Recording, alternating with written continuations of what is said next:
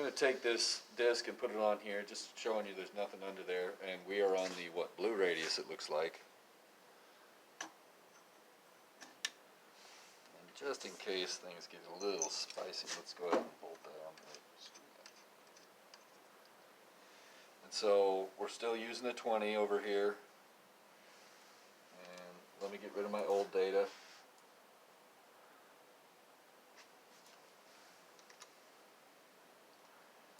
Go in the data studio, get rid of that data. That was a fun one.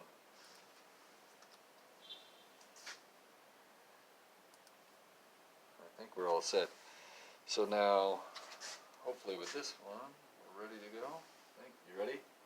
Yep. Whoa, that was moving. Okay, so now you can see some funny stuff at the beginning. You could see I was still holding on to it that time, huh?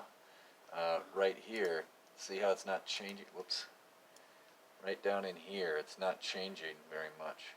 So I think I might still been holding on to it there, but it looks like certainly right here, it's moving. So let's go from here up to about there.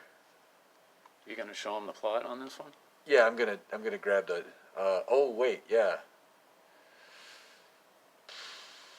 Let's not show them the plot so they can make it, but they can tell what it should look like. So we thought it'd be good for you guys to make some of the plots yourself instead of me doing everything for you. So you can kind of tell what it's going to look like, but you don't have a trend line here. So this, all right. So I'm hoping. You know what? I'll just give you all of this data and you can figure it out because I don't want to think right now. I'm very tired.